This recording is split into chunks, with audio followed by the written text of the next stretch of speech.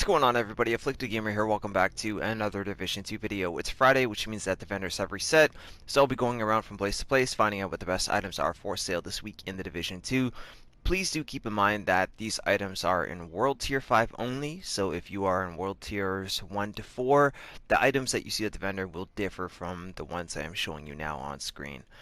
Secondly, I've noticed that quite a few people don't really feel the need for a vendor reset so far in the Division 2 because the items that are being sold are not at max gear score. So I will point out two simple things that I think are helpful. One, for those of you that just got to World Tier 5, if there's an item that is higher than what you're wearing, you could at least pick it up for gear score. And secondly, if there's a weapon or piece of gear that has good talent on it that you want to transfer to a current build you're using, then those items are actually worth picking up. So maybe try to take a look at it this way, and hopefully there will be something here for sale this week that will be useful to some of you out there. But let me know what you think down in the comments section, and if you guys find the video helpful, drop a like on it. It's much appreciated. If you're new to the channel, consider subscribing for more Division 2 content. So first up, we are at the White House, and we have a China Light Industries mask. If you use shotguns, this is a pretty decent brand set to pick up. So attributes are 2.5% crit hit chance, 28% damage to elites with Surge, which gives you an additional 10% skill haste. Percentages are a little bit low.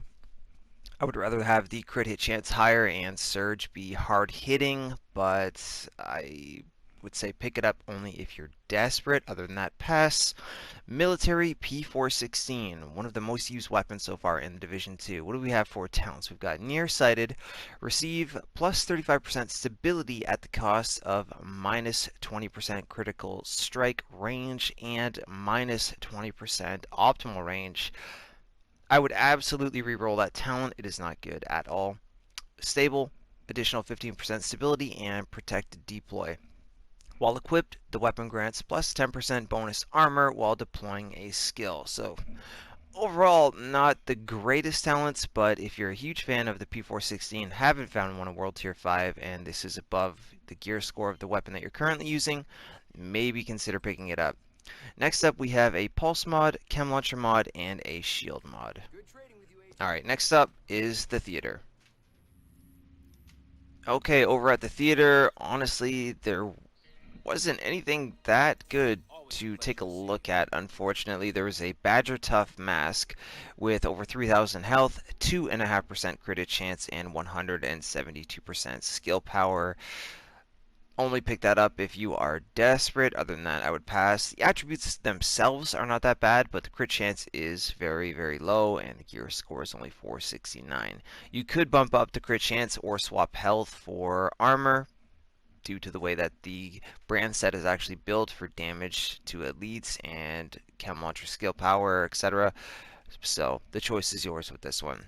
In terms of backpack replicas, once again, the Alp Summit one is here. We also have a drone mod, hive mod, and seeker mine mod. This was here last week, so I'm actually going to pick it up out of sheer curiosity to see if it will change next week. So there we go. That's everything at the Theater. Not a whole lot to look at. Let's hope that the campus is better.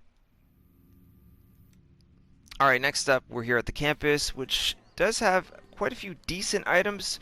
Sadly, the score is a little bit on the low side. So, Petrov Defense Group chest piece, we've got 382 skill power, 5% weapon damage, 5% crit chance, 5% crit damage, along with restorative, which gives you an additional 10% health on kill, and a defensive system mod slot. Overall, this is actually a really good Petrov piece. It's just unfortunate that the score is low. Next up, China Light Industries knee pads with 11% cooldown reduction and cloaked. When your armor is nearly depleted, nearby enemy skills are disrupted for 10 seconds, can occur once every 30 seconds, requires 5 or less, spec'd into electronics. So overall, they're not too bad, but again, like I said, pick them up only if you absolutely need them. Murakami Industries holster. We have over 5,000 health on kill and 8% crit chance with a utility system mod slot. Again, attributes, not too bad. You could actually change the health on kill for armor, but the score is pretty low. Pick it up only if you need it. Blueprints. This time we have a Gila Guard mask. Gila Guard is good in terms of how many different mod slots you can actually get in it. So I will pick up the blueprint.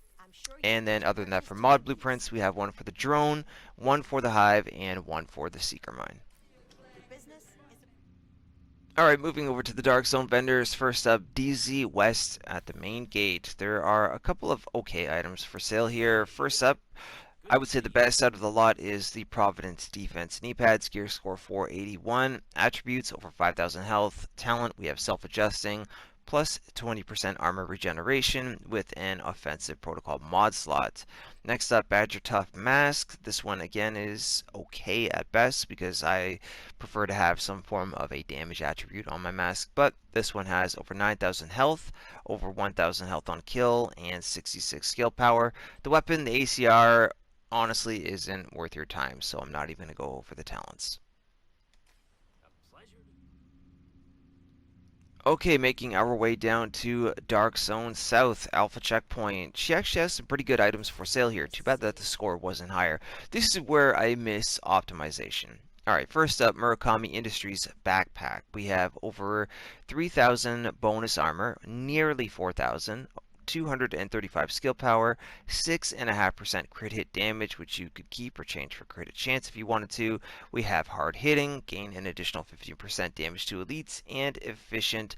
Using an armor kit has a 50% chance to not consume the armor kit, requires no other active talents affecting armor kits. You could keep that or change it for something else. Choice is yours, and we also have a utility system mod slot. On top of that, Wyvernware knee pads, where we have 339 skill power, and then calculated. Kills from cover reduce skill cooldowns by 20%. Some people like that talent, but if you didn't and you wanted to swap it out for something else, you could, because part of the Wyvernware set, if you wanted to put all three pieces together, require you to use the drone. So, not bad at all, and there is an offensive protocol mod slot. The weapon is a Lavoa C. Unfortunately, it is just a single shot rifle, not like we had in the Division 1. But in terms of talents, Ranger is actually very good in my opinion. Every 5 meters you are from the target grants plus 2% weapon damage, requires 4 or less, spec'd into electronics. Jazz Hands, which gives you an additional 10% reload speed, and Wascali, which I would honestly reroll for something else. But other than that, the Lavoa is a good weapon. Okay, final stop of the week is at the DZ East main entrance, and again, I wish that we could just optimize some of these pieces of gear. First up, 511 tactical gloves with 2% crit hit chance and 6% shotgun damage. If you like to use shotguns, then these would actually be a pretty decent pair of gloves, especially for PvE with the 5% protection from elites on it. And then the talents, surgical, plus 8% crit hit chance. So if anything, if you need surgical on your build, any build whatsoever, you could pick these gloves up and transfer the talent like I was saying at the beginning of the video. Murakami Industries knee pads. We have over 9,000 bonus armor and the talent Entrench. Headshots from cover repair 5% of your armor, but it does require you to be using a rifle or a marksman rifle. We also have a defensive protocol mod slot in it. The weapon is a Tactical Super 90, which is not terrible in terms of talents. We've got Optimist, so weapon damage is increased by 3% for every 10% missing ammo from the magazine. There are much better talents out there, but this one isn't absolutely horrible if you are a huge fan of this weapon. Accurate, where you gain an additional 50% accuracy, and Greased, while holstered, weapon swap speed is increased by 10%. That talent I find more useful in PvP than PvE if you need to swap your weapons quickly, but overall that is it. So not the greatest weapon, not the worst weapon I've seen either. But that is everything we had for sale this week in the Division 2. Let me know what you guys think down in the comments section. Are the vendor resets still helpful like they were in the Division 1, or are we basically biding our time and waiting for the items to go up to the max gear score so that they are of more value than to simply buy and transfer a talent from one weapon or one piece of gear to the other? Let me know that So, but other than that, guys, hopefully you enjoyed the video at the very least. Drop a like on it if you did. Don't forget that you can always follow me on Twitter at AfflictedGamer, and I'll see you guys very soon in the next video or in the next live stream. Actually, one last thing, for those of you that do wonder about Cassie Mendoza, because not everybody finds the snitch or has access to the snitch, I put her in a separate video, so stay on the lookout for that, because Cassie Mendoza's location is also coming up tonight. So other than that, guys, have a great weekend, happy Easter everybody, and I'll see you soon in the next one.